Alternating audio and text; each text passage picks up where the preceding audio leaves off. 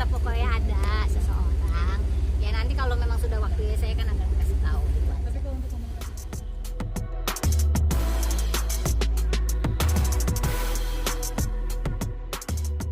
kegiatan di rumah ya di rumah aja.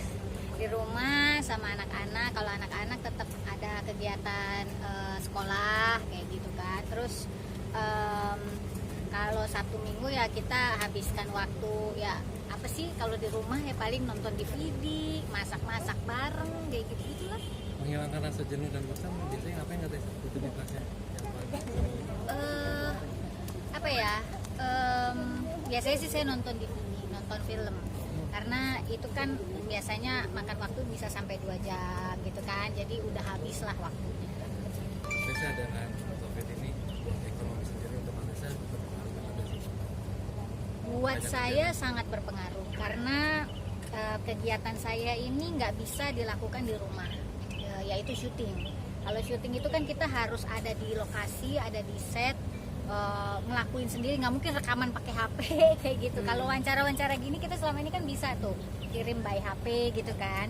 Nah kalau misalkan kayak syuting tuh nggak bisa. Nah kebanyakan sekarang yang namanya PH-PH itu juga pada berhenti, nggak bisa menjalankan kegiatannya. Karena apa ya? Karena kegiatannya kan yang kayak gitu sedang dihentikan sekarang ini.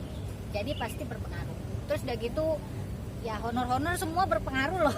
Saya ini nungguin, ntar alasannya belum ada yang aktif lah di kantor, keuangan belum masuk karena ada keadaan PSBB lah, wah macam-macam, itu juga berpengaruh. banting setir usaha atau Ya, banting setir usaha atau pasrah aja? ya saya nggak usaha apa-apa ya, karena kebetulan memang buat saya pribadi memang kondisi ini sangat berpengaruh buat kehidupan saya. Tapi belum sampai yang nggak bisa makan gitu loh, maksudnya gitu. Saya masih ada tabungan gitu. bisa Cuman di-handle. cuman saya bukan berarti yang abis itu jadi jualan apa, karena memang maksudnya biasanya kebanyakan kan jualan kuliner nih, kebanyakan jualan makanan nih sekarang. Nah itu belum sampai ke situ sih gitu. Tapi intinya kalau dalam sebulan 2 bulan ke depan masih tetap kondisinya seperti ini kan otomatis kita harus berpikir lagi. Open endorse gitu nggak Mbak? Open endorse sih, cuman memang ada yang mau, cuman nggak tahu kayak jadi enggak gitu, belum tentu jadi semuanya. Pada saat untuk biaya SPP anak-anak kan banyak ibu yang teriak nih, SPP terus Iya. jalan. Pada saat sendiri gimana Mbak?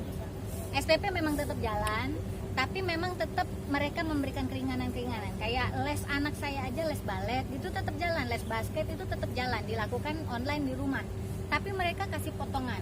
Terus nggak ada yang namanya denda biasanya kan ada denda keterlambatan. Kalau lebih dari tanggal 15 misalkan ada pembayaran tambahan gitu. Nah ini sekarang enggak. Jadi ada keringanan juga yang mereka kasih, tapi memang kewajiban kita tetap harus diselesaikan. Nah ya itulah, makanya meskipun kita di rumah aja tapi kan banyak yang mesti tetap dibayar. Kayak kartu kredit yang katanya waktu itu dari pemerintah juga udah bilang bahwa ada keringanan untuk pembayaran kartu kredit mulai bulan Mei ini. Ada pembayaran minimum cuma 5% dari yang 10%, tapi belum semua bank terlaksana. Masih ada yang 10%. Terus udah gitu mitanya ya masih tetap aja sama kayak kemarin-kemarin. Itu kan agak menyusahkan kita, udah kita pemasukannya berkurang. Terus udah gitu mintanya juga mereka ya mesti sesuai dengan aturan mereka gitu.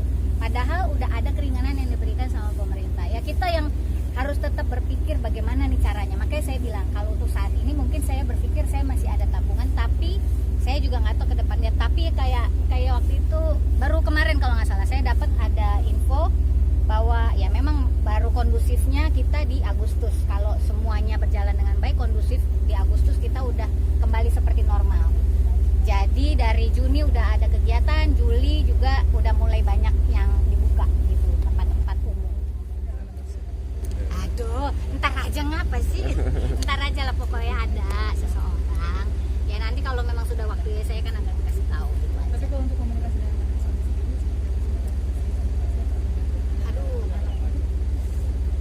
ya susah sih kalau ngomongnya ya, karena itu juga nanti akan saya bahas nanti di saat jadi waktunya.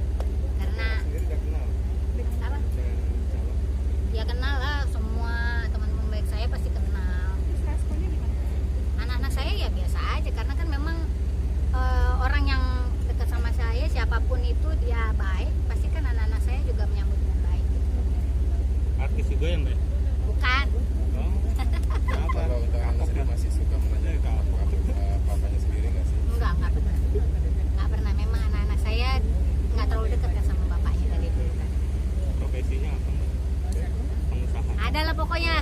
suatu pekerjaan. Mbak, tapi pertimbangannya apa sih kalau untuk nanti akan memulai hidup baru lagi? Ya pastinya orangnya harus bertanggung jawab. Sayangnya bukan cuma sama saya tapi juga sama anak-anak dan keluarga saya. Terus dia juga mapan, dia juga apa ya, takut Tuhan. Dia orang yang bisa membimbing saya. Gitu. Udah ada di Kriteria cowok yang ini itu, sudah Mbak? ada di sini ya? Kriterianya udah ada di cowok yang Ada. Oh, berarti Jadi serius kapan ya? waktunya, Mbak? Aduh, tunggu aja. Akankah tahun ini atau Kayaknya nggak tahun ini lah. Untuk perkenalannya serius sekarang. Belum sih. Cuman kan ya gini loh, saya tuh bukan anak kecil. Saya tuh umurnya udah nggak muda lagi. Saya juga udah punya anak. Jadi nggak mau buru-buru yang kayak gerabak gerubuk. Saya pengennya itu semuanya teliti. Saya nggak pengen apa kalau misalnya nikah itu ternyata asal-asalan. Nggak mau. Jadi ya udahlah, santai aja tapi pasti. Gitu. oh jadi Oke, untuk perkenalannya sendiri itu berapa lama, Mbak? Baru setahun lah. Setahunan. Mbak, berarti masih ada rasa Itu ketakutan dikenalin sendiri ya, Mbak? Buat Apa? saya Iya, apa itu? iya, karena saya pernah merasakan, melewati satu fase perceraian. Jadi saya itu nggak mau hal itu terjadi lagi dalam hidup saya. itu dikenalin dari teman atau kenal? Dikenalin dari teman. Di mana? Mbak? Bule ya, Mbak? Bule ya? Bule. Bukan, aduh, aduh, tuh bule tuh, asisten gue no, kecemplung, rambutnya karatan.